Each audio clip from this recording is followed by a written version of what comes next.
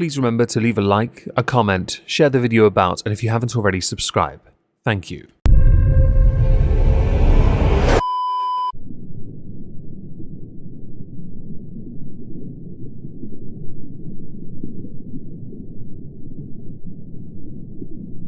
Well, isn't this just fantastic? Captain's Log, supplemental. I'm not a fan of deals, especially when they involve children. There is this odd prevalence of calling a rather heinous crime one thing when it concerns female perps, but giving it its real name when it's men. Let's discuss that. Hello everyone, welcome to the Halls of Injustice. We're doing a more stripped back version today for a reason. It's time constraint based. Sorry about that, folks. Today we welcome inmates number 159 to the ISO cubes. Owing to the nature of the crime they committed, but also the lack of information concerning the person, we don't actually have too much to work on, which is quite frustrating. But we can talk about the outrage on social media, and how journalists typically, always, invariably, inevitably call it by the wrong name. Inmates number 159's name is Andrea Serrano, not to be confused with Amanda Serrano. If at any point in this video I accidentally say Amanda instead of Andrea, I'm very sorry. Andrea Serrano is a 31-year-old pregnant woman. That pregnancy is part of the very crime committed, not that any outlet referenced it as such. And the reason why will become very clear soon enough. The crimes committed by Andrea Serrano took place in a location, a town called Fountain, just south of Colorado Springs. Yes, that means this is going in America, and Colorado more notably. So Andrea Serrano won't see the inside of a prison cell despite admitting to a certain crime that she committed back in June of 2022. This crime involves a 13-year-old boy. The article says, having sex with. We'll get to that soon, don't worry. It later emerged that Andrea Serrano had become pregnant as a result of the sexual assault on the minor. She was freed shortly after her original arrest in July of last year on a $70,000 bond. The Fountain Police Department had charged Serrano with sexual assault on a child by one in a position of trust, as well as sexual assault on a child. Serrano simply admitted to the relationship. We'll get to that in a moment as well. In the pinned comments down below are all the sources. There are 4 separate articles. Each one references having sex with and relationship. If Andrea Serrano was Andre Serrano, it would not be called this at all, would it? It would be called something vastly more heinous, which is exactly what it is, but don't worry, it gets worse later. I promise you it does. There's one thing that might be added to this that could make it even more unacceptable. Something that takes it beyond the realms of what could be considered just a prison sentence. Which, by the way, if it was Andre Serrano, yeah, you're going to prison, betch tits. That's where you go. You go there, you get registered as a sex offender, and you stay there. In this instance, we already know Andrea Serrano is not for having sex with a 13-year-old. It is more commonly known in many places when you have sex with a minor as RAPE of the statutory variety. As you knew the person, it is also known as grooming. These words are not overly complicated to say, yet for many outlets,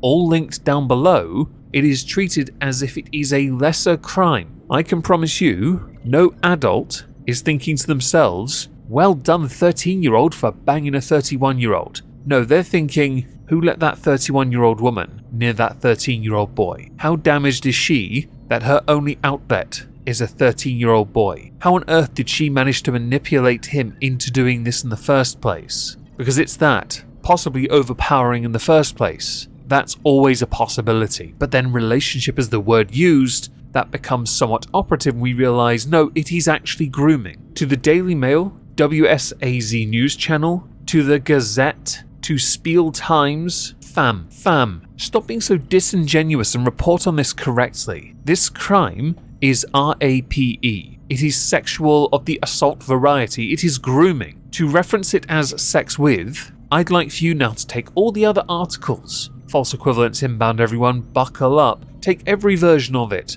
where a female or a male adult takes advantage of a minor, and just call it has sex with. Please, Let's normalize this kind of crappy behavior. Did I need a sarcasm sign for that part? Really? It is never this, and should never be treated as such. It is grooming and sexual of the assault variety. RAPE statutory. The prison sentence should be severe. The deterrent is a must. What makes it worse is Andrea Serrano got pregnant with a 13-year-old boy because he's going to do so well in the workforce paying child support for that. Well done for taking away his youth, his future, to create another future. So understandably on social media, you have people saying the term is that word. It's not having sex, it's abuse, it's a crime. In the words of Ready to Glare, just because the victim is male and the predator is female doesn't mean that he wanted it, it's abuse. Retweeted with, nope, it's definitely this crime. If the roles were reversed, there'd be so much more outrage. He is a minor, it is that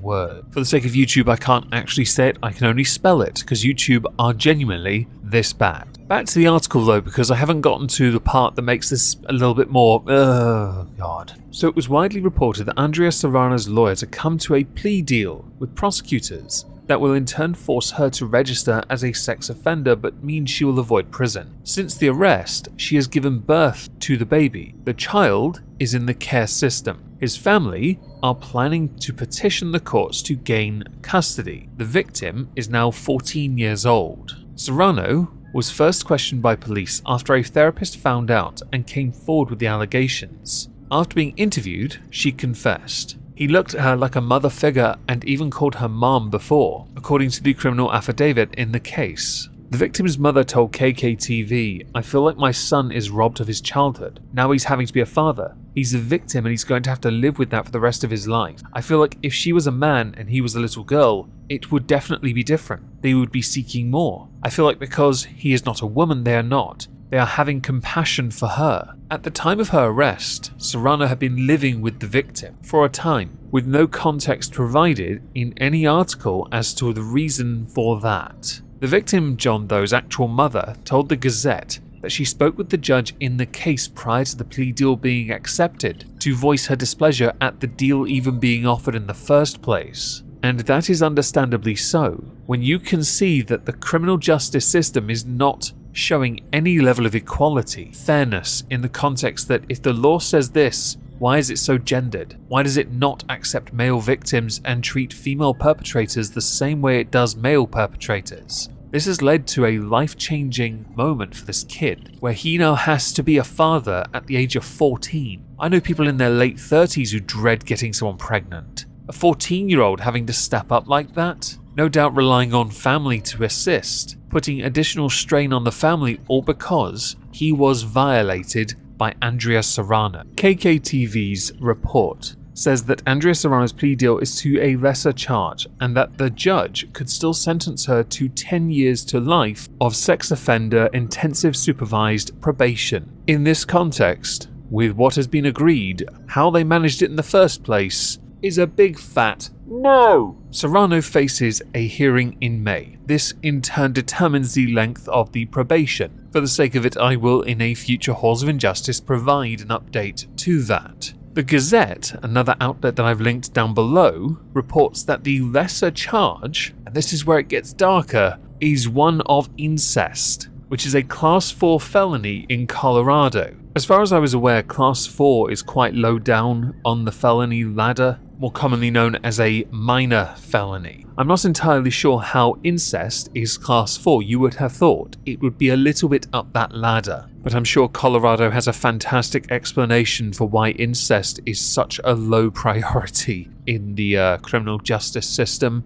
that it can't be recognized as the vastly more severe crime than it is treated. Prior to a probation hearing, Serrano is also due in court in March, because he also faces 2 additional misdemeanor charges for violating the terms of a restraining order. No additional context is provided on that, so one is not entirely certain what the nature of that includes. One would surmise it involves that child and John Doe. So not only did she groom John Doe, sexually of the assault variety John Doe, but it turns out incest plays a part. That's not good. In fact, that makes it a whole lot worse for the child. Genetic issues could well arise because of that. This is beyond the pale of irresponsibility. How pathetic is Andrea Serrano's life? She couldn't find a man to be with, and she had to turn to her family and go, well, share and share alike. I don't understand how a plea deal was agreed upon here. A prison sentence should have been a must. Clearly, this is a case of, well, maybe in the future that child might want their mother. No doubt that played a factor. No doubt at all. She should be locked up for a long time.